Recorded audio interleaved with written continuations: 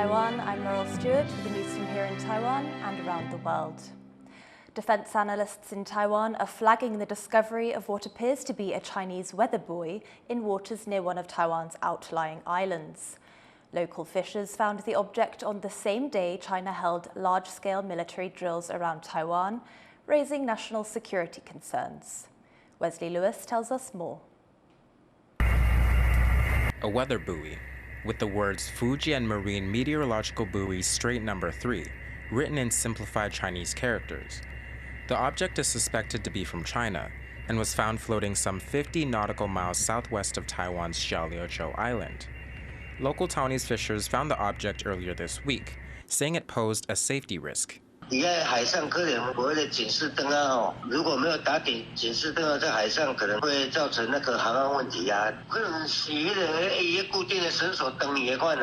Fishers Association alerted the Coast Guard, who then sent a ship to investigate the buoy. 云林舰持续于现场观察该浮标是否锚定，及扩大搜寻是否有类似浮标，并将相关资料通报有关单位进行联系。 The buoy was discovered while China conducted military exercises around Taiwan earlier this week. Although the object was found outside the range of the drills, defense analysts say it raises national security concerns. 多多少少可能会视为是对我们海洋主权的一种侵犯，特别是海军来说，那这个了解海洋的气象其实非常非常重要，所以你不能排除它可能是会用在其他这些，也许军事或者是其他的这种用途也说不定。 This is not the first time something like this has happened. Earlier this year, a buoy connected to a Chinese satellite was found on a beach in Penghu, another Taiwanese outlying island in waters between Taiwan and China. Defense analysts have advised the government to stay alert and monitor China's weather detection activities around Taiwan, and to take necessary measures to protect the country's security. Luffy Lee and Wesley Lewis for TaiwanPlus. Russian President Vladimir Putin says US efforts to constrain China's economic growth have failed. Соединенные Штаты опоздали лет на 15. Они не смогут остановить развитие Китая.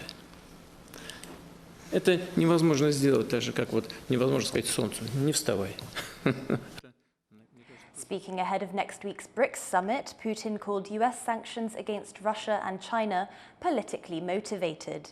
Leaders of the BRICS countries are set to gather in Russia's Kazan on Tuesday for the group's 16th annual summit. BRICS, originally founded by China, India, Brazil, Russia and South Africa, is now looking to expand, with over 30 countries interested in joining. British Foreign Minister David Lammy has touched down in Beijing as the UK's new Labour government looks to reset its ties with China. The UK will always put its national interests and national security first. And I'm struck by the scope for mutually beneficial cooperation on climate, on energy and nature, on science and tech, on trade and investment, on health and development. Lammy spoke to his Chinese counterpart Wang Yi in a meeting on Friday, just the second visit by a top UK diplomat to China in the last 6 years. The two sides have clashed in recent times, primarily over Beijing's tightening grip in the former British colony of Hong Kong. Wang Yi said Lammy's proposals were a, quote, new starting point for the relationship.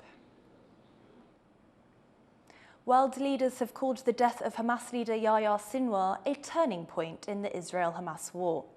On the ground, his death has brought sadness, hope, and has become a rallying cry for supporters. Laurel Hughes reports. Allahu Akbar. Across Gaza, people gather in prayer for the death of Hamas leader Yahya Sinwar. He was killed by an Israeli tank while fighting on the front lines. His last moments, captured by an Israeli drone, show him wounded, but still fighting. For Gazans, his death has become a symbol of resistance and hope for an end to Israel's deadly assault on Gaza. وبكل الأحوال الله يرحمه مات مناضل مات شهيد شريف على عكس ما كانوا يحكوا العملاء بني صهيون كانوا يقولوا إنه متخبي تحت الأنفاق متخبي إنه بين الناس أيوة كان مستشهد وهو بيقاتل فيهم. الفاضل بتوقع انه بعد اغتيال يحيى السنوار انه لازم الحرب هذه توقف. هذا حرب اباده كان من اهداف نتنياهو قتل يحيى السنوار او اغتياله. ما ضلش بعد هيك اهداف.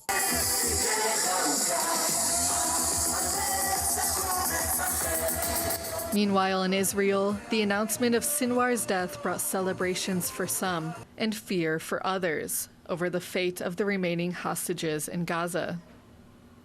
הוביל לסוף של המלחמה, יחזיר את החטופים, ושנזכה באמת לימים יותר שקטים. אני חושב שכולם פה צריכים את זה.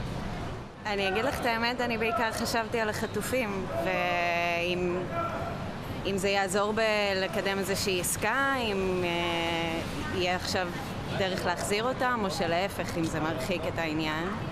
Sinwar's death is considered Israel's biggest victory so far, taking down the mastermind behind Hamas's October 7th attacks in Israel last year. It's also been called a turning point by world leaders as they push for a ceasefire deal and an end to the war. But Israeli Prime Minister Benjamin Netanyahu has made it clear the war is not over.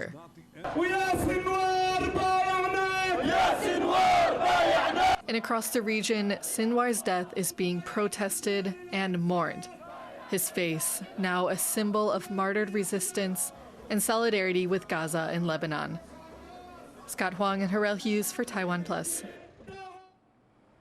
The Malaysian state of Penang is gearing up to move up the semiconductor supply chain. The country has become a strategic destination for tech investment as companies move south. Tiffany Wong reports. Okay, so this is the testing table. Customizing industrial computers for buyers in the ASEAN region. These engineers at Taiwanese computer maker Advantech are showing off their latest orders, now produced in the company's newest service center in Penang, Malaysia. It's followed its customers there, many of whom now prefer to do business in the region so as not to be overly reliant on China, where the risks of trade barriers or supply chain disruptions are greater and labor costs are rising. Among Southeast Asian nations, Malaysia has emerged as an attractive option for Advantech. It's also considered about the advantage in Malaysia, like for example, multiple ratio, like the good education, good talent, good English capability, and so on. So consider all the factors, so we invest in the Penang to build up, become the shared service center cover in the all ASEAN region. And many multinational companies agree. In 2023, Penang attracted a record $12.8 billion in foreign direct investment, garnering more than the combined total of the previous decade. This is Bayan Lepas Science Park, the first free trade zone in Malaysia. It opened in the 1970s and has since become home to big names like Intel, AMD, and HP, companies which have helped Penang become known as the Silicon Valley of the East. Now, some of these long-term investors like Intel, which has been here over 50 years, are still continuing to develop in this area. Since then, Penang has become a leader in the lower end of the value chain for tech like semiconductors, and its established government incentives and infrastructure have made it a top destination for investors. The infrastructure in Penang has evolved dramatically. Even right now, the government has been putting in a lot of effort to improve the infrastructure in Penang, including the upcoming rail links to Penang and the investment in electricity infrastructure. In May, the government launched its national semiconductor strategy, aiming to move up the value chain and strengthen talent retention. But analysts warn this could take years. For now, the state's investment agency is diversifying beyond semiconductors to boost production and balance the economy. We brought in the MedTech industries, we brought in the food industries, because these industries are not so cyclical, and we hope that while the semiconductor cycles happen to be low, these other industries will be able to buffer that shocks. As Penang looks to benefit from shifting trends in chipmaking, it's attracting growing interest from Taiwanese companies like Advantech. And with this momentum, Penang hopes to solidify its place as the resilient Silicon Valley of the East and reshape the global semiconductor supply chain. Patrick Chen and Tiffany Wong in Penang, Malaysia for TaiwanPlus. More than half of the world's food production will be at risk in the next 25 years due to water insecurity. That's the key finding in a new report by the Global Commission on the Economics of Water. To find out what action is needed, Laurel Hughes spoke to the Commission's Executive Director, Henk Ovink. So this report has been several years in the making, combines studies from scientists all over the world, and is considered one of the biggest studies on the global water crisis. What are some of the key findings?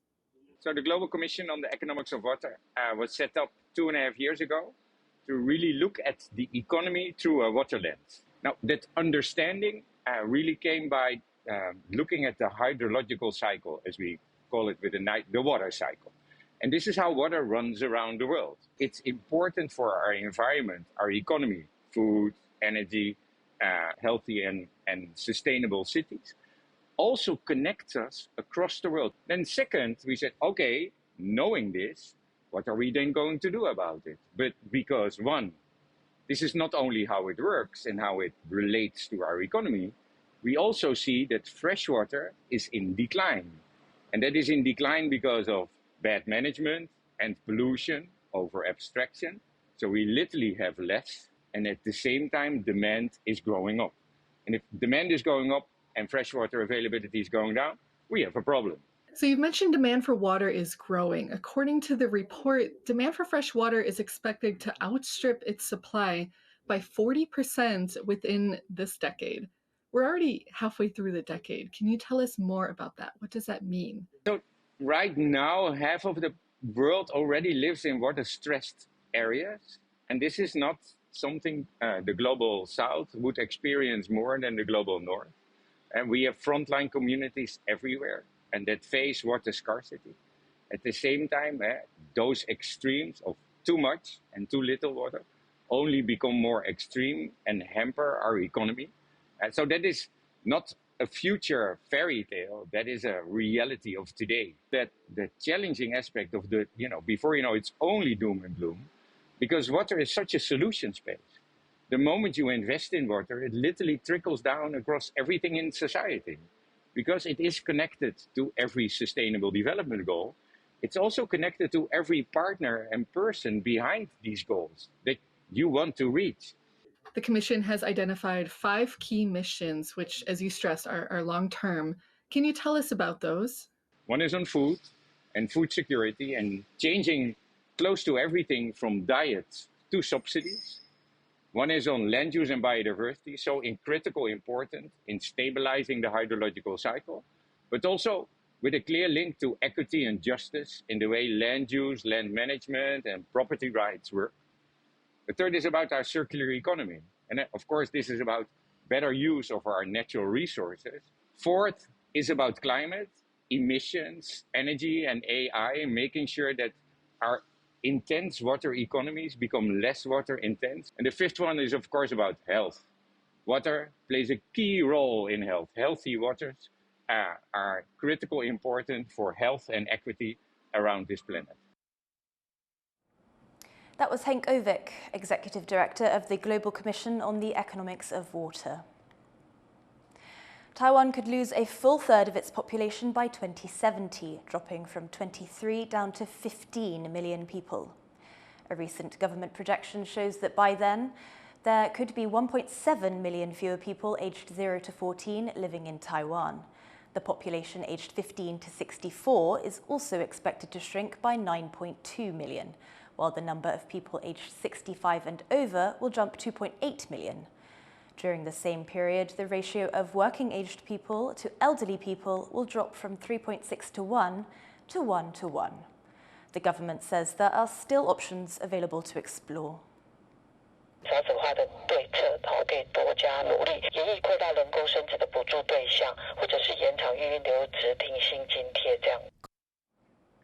Taiwan is on track to be a super-aged society by 2025, meaning a fifth of its people will be older than 65. Thank you for watching What's Up Taiwan. You can visit the TaiwanPlus website or follow our social media for more stories from Taiwan and around the world. Finally, we take you to Denmark's Lego house to check out the Masterpiece Gallery exhibition. I'm Laurel Stewart. Take care and see you next time.